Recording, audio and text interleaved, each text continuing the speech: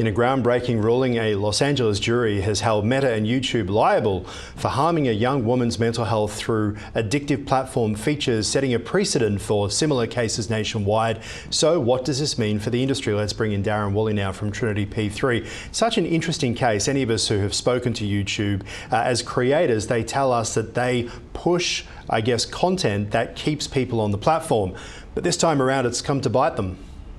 Yeah, look, it's not a great week, is it, for either Google or Meta? They've had two cases go against them, one in New Mexico and one in California, for different reasons too. You know, in New Mexico, they've been found that they don't provide a safe place for teenagers, supporting in many ways the Australian government move to ban under 16-year-olds from having a social media account. While in California, it was shown that the very thing that you said about keeping users on the platform actually becomes addictive, and knowingly addictive, without a warning. You know, if you're creating a product that is addictive for your users, you would expect to give some sort of warning. But of course, that would get in the way of their business model. Do you think that a warning would make any difference though? I mean, if I got a warning to say this content may be addictive, I'd probably first laugh and then think to myself, it ain't addictive because I know when to stop. Well, in the same way as gambling, disclaimers at the end of gambling ads and alcohol, responsible serving of alcohol. It's not there necessarily to change behaviour, but to mitigate liability, because if you've warned the user, and then the next problem is that if you're under 18, can you form a legally binding responsibility when you're using it? So look, I think what we're seeing here, and Michael Miller, the executive chairman of News Corp, I think 2 or 3 years ago made a speech to the Senate about the social license for these platforms is up. And I think he's probably right. You know, it's just taken this time for people to start to realise that they can't get away with what they've been doing and making billions of dollars. Obviously, there's a lot of different viewpoints on this, and the traditional media companies are very angry that Google and Meta have come and taken, I think it's about 80% of advertising revenue in this country alone is heading offshore there, and it's frustrating a lot of the traditional content creators like, as you mentioned, News Corp. Talk to us about the lawsuit in the US and how it asserted that social media actually contributed to her mental health issues. Are we talking about the content, and how can we, I guess, ascertain whether someone's pre-existing mental health issues are exacerbated or caused by scrolling? Well, what I will answer on that, because I'm not a lawyer, so what I will say is that it was definitely about the amount of usage, you know, that it would consume huge amounts of her time at the expense of living a healthy, normal life.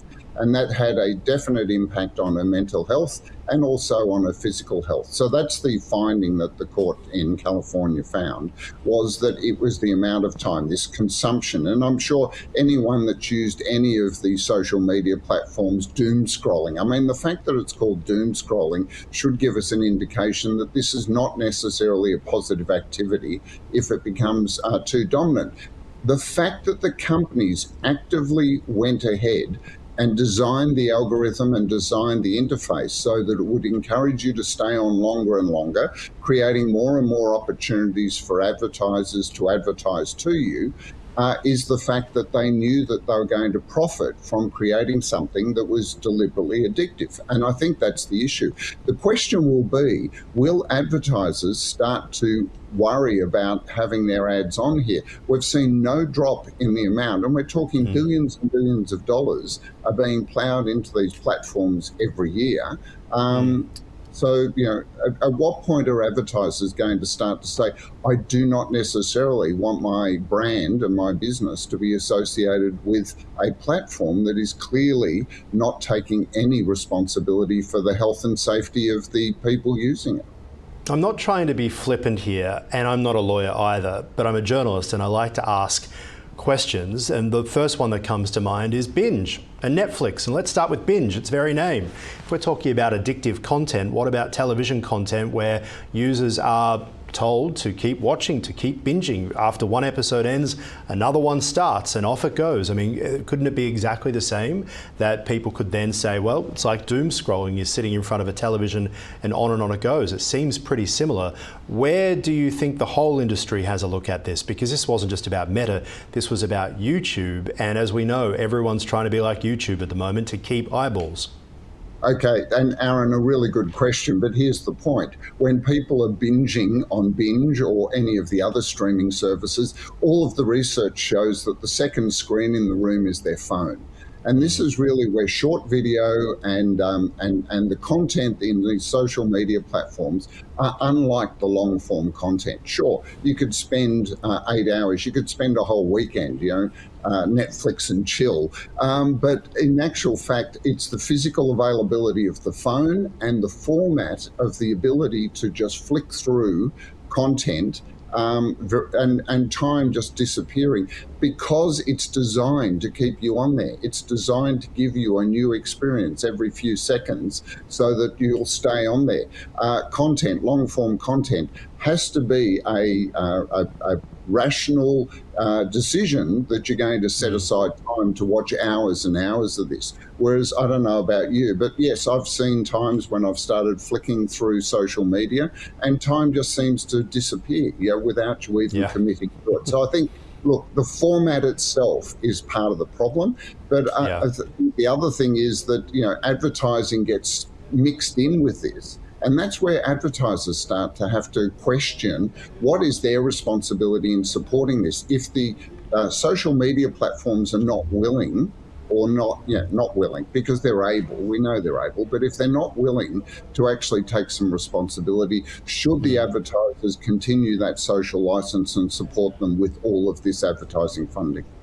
All right, now speaking of advertising, with the recent audits of the trade desk triggering market shifts, competitors like Stack, Adapt and Quantcast now seizing the moment to attract advertisers exploring new digital ad partnerships. Talk to us about what's actually happened here.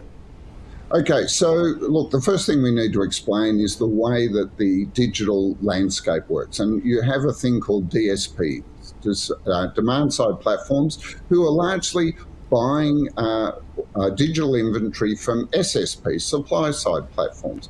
What we've seen here is when it first started 10, 15 years ago, there were a lot of these demand-side platforms. But that's actually shrunk down to the point, I think there's 4 main ones at the moment, and one of them is the trade desk. And the trade desk is the only one that actually acts as an independent. It's not actually working throughout the supply chain. Whereas, we see Google, they developed their own DSP so that they would sell their own inventory on YouTube, as well as other advertisers as well. But they have a vested interest. What we're seeing here is, first of all, the big agency networks are making a move to try and push the trade desk out so that they can also have an end-to-end solution like Google and the others. But also, we're seeing the other DSPs taking this opportunity to go after the most dominant independent player, the trade desk, and start to erode their share of market. So it's a really dynamic time at the moment, and it will be interesting to see how this plays out. But this was all triggered by 3 of the major holding companies changing their perspective on the trade desk. First of all, we see Publicis do an audit and say that they do not recommend using the trade desk to their clients. And then Omnicom called an audit, and then WPP are saying they're questioning the role of the trade desk as well. So you can see this as a move against the trade desk, and their competitors, the trade desk competitors, are using that opportunity to try and dominate that marketplace, or at least get market share from them. Gosh, it is a fascinating time indeed, isn't it, in the world of advertising? So much changing, so much to keep up with. We know you guys are right across it there at Trinity P3. Darren Woolley, always appreciate your time here on Ticker. Thank you, sir. Thanks, Aaron.